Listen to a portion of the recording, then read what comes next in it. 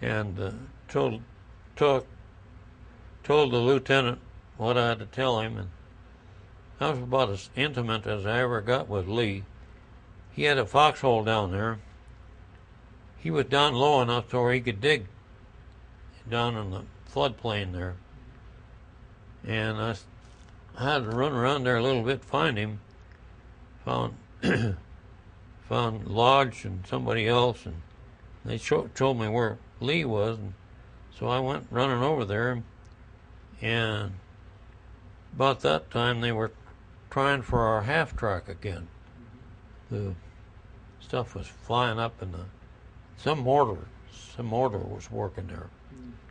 And so Lee, he reached up and pulled me down into that foxhole right on top of him. And that's about as intimate as I ever got with any officer, especially Lee. And I told him what I had to tell him, and he said, "Well, you better find a good place." And I said, "No, I gotta get back and tell them." See, we didn't have radios. Yeah, That was a dumb thing. We didn't have radios, and so I told him I had to get back and tell them that you'd been alerted. There was another infantry outfit over there on the other edge there somewhere,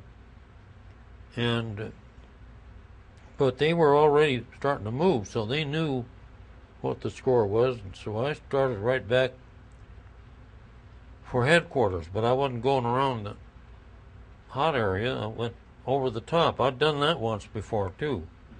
It was kind of a bunch of gullies and caverns down in there. And so I was putting along there pretty good, but it was kind of hard going. And all of a sudden, something went off in my face. There was a sniper up there working on me. I guess it was a German sniper. It might have been our guy, and he didn't know who I was, but it didn't matter. He was trying to ruin my afternoon there anyway. So I will run a little, and I try to figure out where that son of a gun was. And so I tried that old dodge of putting my glove out on the end of my rifle, and I thought about that about a minute, and I thought, hey, I don't want to do this. Hit that rifle, it's going to hurt a lot, and I'll need a new rifle. So I quit doing that and got some twigs and moved a little more and put the glove out, and they had a shot at that, but they didn't hit it. But while I figured they were reloading, I made another runs, and by then I was getting so damn pooped. We weren't long on water up there anyway, but I had some water that I'd found when we moved up from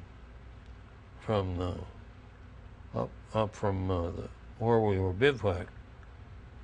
But I had about a half a canteen, and so I ran a little, and I just so damn pooped. So I tried taking I had some sugar cubes in my pack from some of the sea ration or whatever we were getting, and I took those with some water, and I thought, well, I'll just make this a little stronger, and I put some powdered coffee in my mouth along with the sugar cubes and the water, and tried to swallow it. That's not a good deal, because the coffee made my mouth so dry I couldn't hardly talk or do anything. But I got that under control a little bit, and I kept working down that draw, and I could tell I was getting pretty close to Drake's headquarters. And here was a cave up in there, and there were a couple of brand new second lieutenants hiding up. I guess they were hiding there because there wasn't no place else, and they weren't battle trained yet anyway. But I crawled in there, and he had a case of they had a case of British rations in there. And you remember what they were like. Yeah.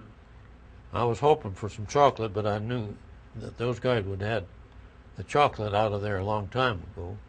But they had a couple of jerry cans of water back in there. So I filled my canteen up some more and found something in there that was kind of edible. Might have been one of those damn puddings or whatever that they were making those guys eat. But it was better than nothing because we hadn't had any food up there. And then I got back to Drake's headquarters. And then after dark, we all pulled out of there. And were you the one that's saying that he was trying to get the guys to mark? No, Somebody here said that, but I don't believe that could have happened because we were walking down one of those draws and the sand was ankle deep, and you couldn't hardly do much besides just make headway. Yeah. We got out on the flats there, and I began to move along. I figured I'll stick with this Drake guy. Maybe he knows what's going to happen or what's a good thing to do. And so I thought I was with him. It was dark. Drake was the commander of the infantry regiment, wasn't he? Yeah, The battalion, yeah. Colonel Drake, yeah. But in the dark, I found out I wasn't following him at all. It was a couple of captains from his staff. But along with us was a guy carrying a machine gun, light machine gun, and one carrying a tripod, and one carrying the ammo. So I went with him a while, but it got not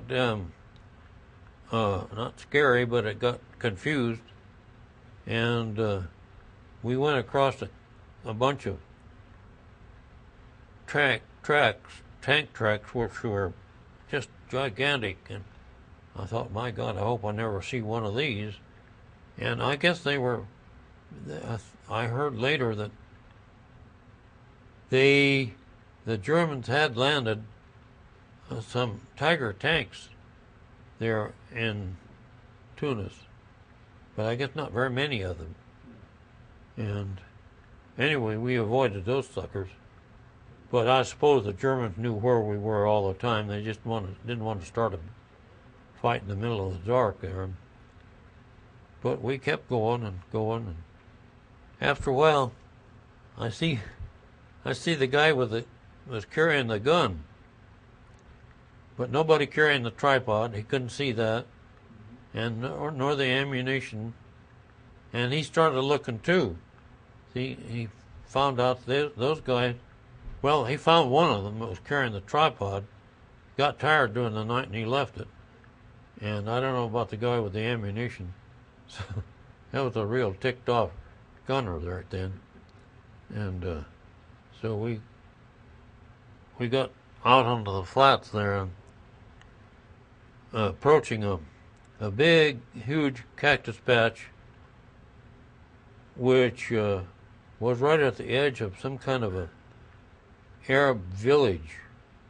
It was mostly tents, as I recall, and also there was some kind of a looked almost like a dam, earth dam, but I don't know if that's what it was or not. But by then we were totally scattered out. And,